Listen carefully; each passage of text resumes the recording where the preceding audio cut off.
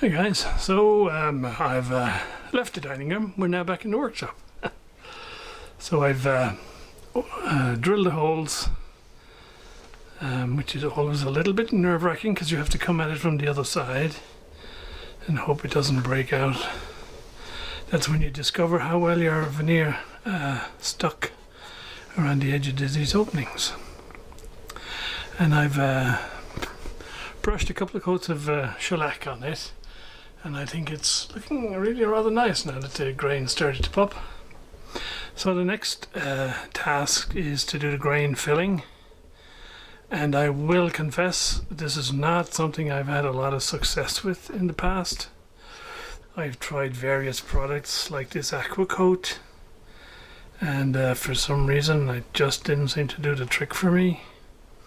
And I tried various other liquid solutions and so on. The one that actually worked the best for me is this stuff, this Timbermate filler. It's actually an Australian product, but it's a lot of work and an awful lot of cleanup.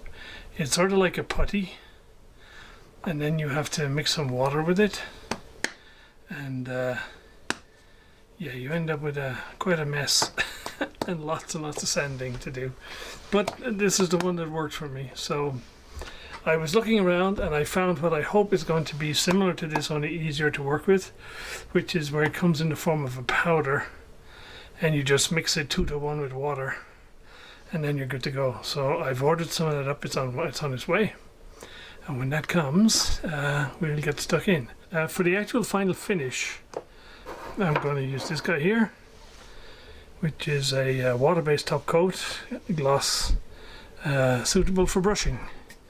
Whereas most of the stuffs that I've used in the past has been for spraying.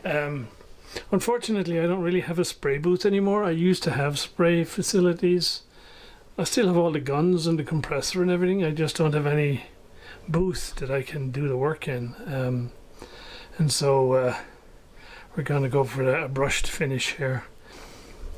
Plus, I have to say, the spraying does get to the old lungs after a while. You've been doing it long enough.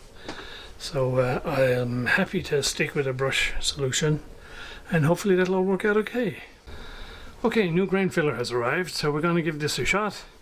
And we're going to try with the rosewood version with medium brown first. And we'll do this side panel and see how it goes. And yeah, it's basically 2 parts powder to 1 part water. Brush it on with the grain and then against the grain. Then wait 10 minutes for it to dry, and then squeegee it off.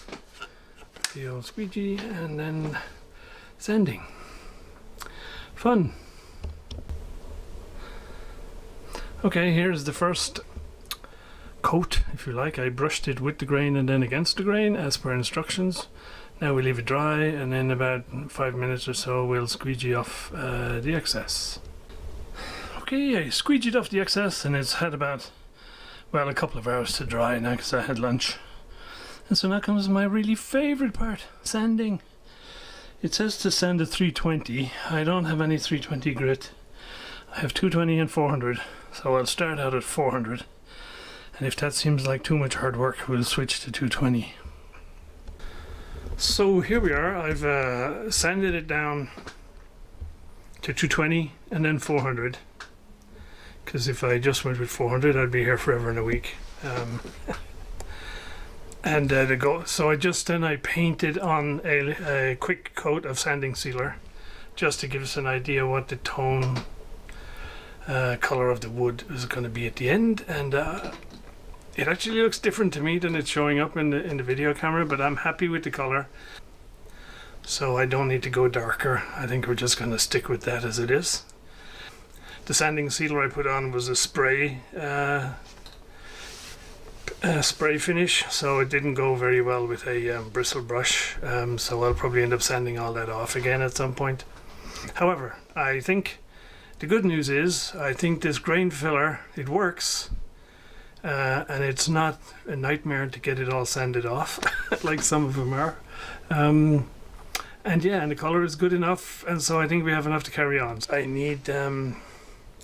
I need those foam brushes to put on the final lac, and I don't have any, so I'm going to have to go get some of those. Right, so there's an afternoon of sanding out of the way. It looks to be a success. You can probably see here all the open grain fissures that have been filled with the grain filler, and it's been sanded down to 400, and it feels nice. And so my only concern is will it be dark enough, and so I might have to tone it a little bit, but overall I'm happy. I still have to sand the edges, but I need to make up some sanding sticks for that, so that we will do tomorrow. We will call it a day for one day.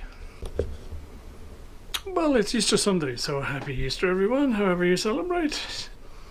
At this stage I've got 2 coats of the wipe-on polyurethane on here, and it's probably going to take a lot more than 2 coats, but we're getting started on it.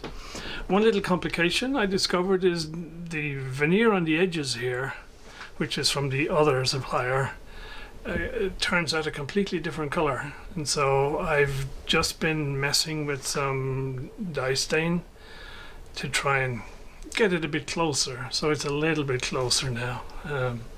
Don't want to mess with it too much.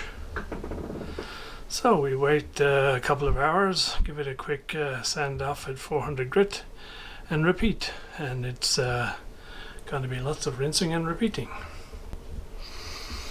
Okay guys, a bit of an interim update here. I changed the old strategy for the finish. This wipe-on poly stuff is it has the viscosity of water really. And so wiping it on, it's giving a nice gloss finish, but very thin. So I thought it's going to take weeks to get enough build up on this so I can sand it back flat. So I decided to revert to this grain filler stuff, which is quite viscous. And I brushed on over a couple of days something like 4 different coats of it. So you brush it on, let it dry, sand and repeat, and did that 4 times over 2 days, and it has sanded pretty flat. I made a mistake myself. I sanded the top off at 400 and it come out nice and soft and feels like glass, which is lovely. And so I thought that's a lot of elbow grease, so to speed it up I'll go from 400 grit to 220, and then I'll just switch to 400 at the end. So I went to 220 and I sanded right through to the wood. Only a little bit though. So we reverted back to 400 and stayed to 400 for the rest of the exercise. So I've just vacuumed it all off and run over it with the tack rag. I'll wait a couple of hours now for all the dust in the room to settle, and then we'll start off with the actual finish that I'll brush on.